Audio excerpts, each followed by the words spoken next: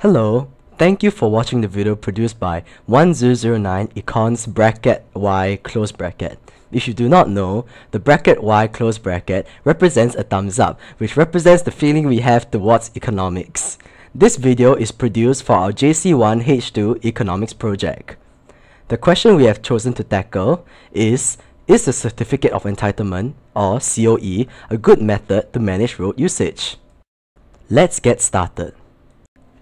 Let us start with a brief introduction of what the COE actually is. I'm sure you're all capable of reading the technical jargon we have placed here. However, to simplify things, the COE is a program created by the Singapore government to tackle the root problem of road management, which is the large number of cars on the road. How does the COE does this, you might wonder? Well, the COE raises the initial price consumers have to pay in order to buy a car in the first place. Not only this, but they discourage people from buying cars, as COEs need to be renewed every 10 years or so. So even if you may have the money now, you may have to pay an even greater sum of money 10 years down the road just to keep that car. This is the greatest strength of the COE, as it forces consumers to think whether they have the long-term means to support car usage rather than that one-time payment that could settle everything. Still unsure of what we're talking about? Don't worry, we've got something up next to help all of you visual learners. As seen in the diagram, what happens is that at the time of purchase, one must pay a sum of money to the government in addition to the cost of the vehicle itself for a COE. 10 years down the road, one must pay for a COE at the price of that time in order to keep one's vehicle, with the alternative having to scrap or import that vehicle, which most consumers would be unwilling to do and thus end up having to pay. And now for our group's viewpoint. Our group believes that the COE is a fantastic tool in road management. But before we go into further detail, let us look at some of the previous schemes to understand how successful the COE is in comparison. Two of the schemes employed previously by the Singapore government would be the Area Licensing Scheme, or ALS, and the Park and Ride Scheme, or PNR. Let us begin with the ALS. As you read the details of the ALS, you may be wondering to yourself, hey, this sounds strangely familiar. And you'd be right. This scheme is an earlier version of the Electronic Road Pricing Scheme, or ERP. But ERP is an effective scheme, is it not? Well, it is, but there were several flaws that existed in the ALS that caused it to be seen as inefficient. Firstly, how the ALS worked was that several gantries were set up in areas susceptible to high traffic. These gantries were monitored by auxiliary police officers who recorded people who did not have the necessary licenses to pass through. For the sake of traffic control, one had to purchase a license beforehand in order to safely pass through the gantry or risk receiving a fine. Still don't get the picture? Don't worry, we've got another slide filled with colorful pictures to help you again. Officers would stop vehicles wanting to enter the restricted zone, or RZAC, to check for the proper licenses. People who had purchased the licenses beforehand then placed them on the windshield for checking. If the licenses fulfilled the necessary requirements, the vehicle would then be able to pass through. If it did not, it would either be fined or detained on the spot.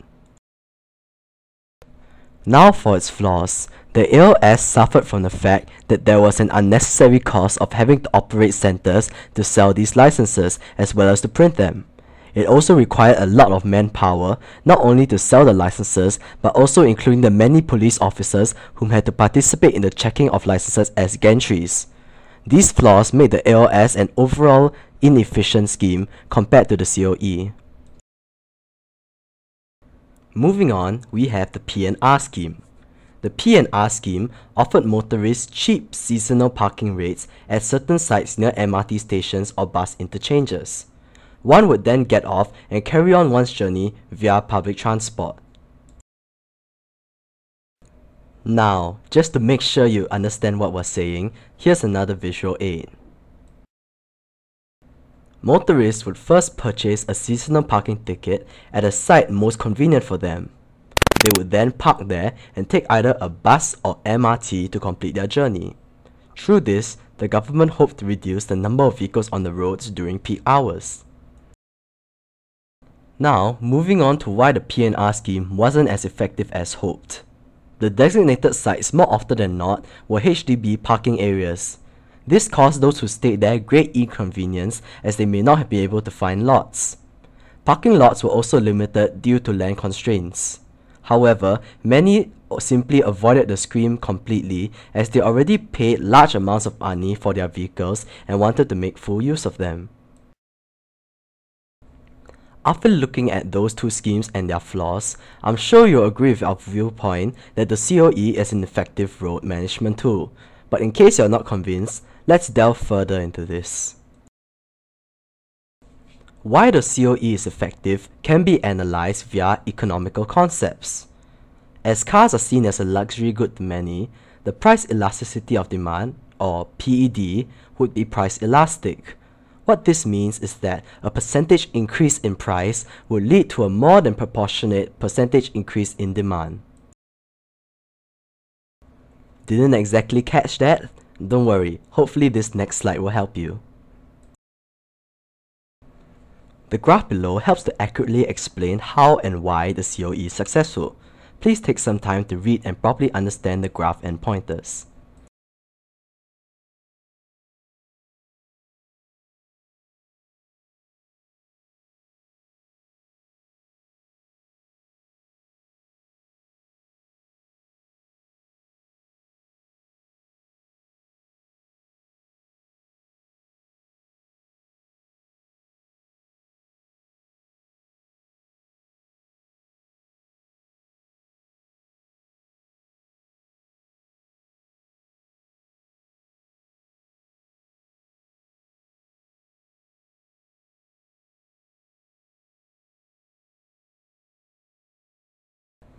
All the points in the previous graph and pointers simply add up to the fact that the COE ultimately reduces the number of vehicles on the road, which results in a positive change in the traffic conditions of Singapore.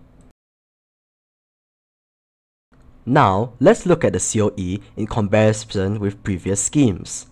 When compared to the ALS, COE shines as it doesn't require any manpower as opposed to the ALS, which requires a lot. When compared to the PNR scheme, the PNR scheme only aims to reduce usage of private vehicles. However, the COE shines in this aspect as it tackles the root of the problem and by preventing people from even owning private vehicles. Nothing is perfect and the COE is no exception. Thus, new schemes are introduced to help complement the COE, including electronic road pricing, or ERP, and the expansion of mass rapid transit networks, or the expansion of MRT networks. Now, we move on to understand how the ERP works. To simplify things, the ERP is a fully computerized version of the ALS. This technological advancement overcomes the flaws that the ALS had and has allowed for more gantries to be built across Singapore to help reduce congestion.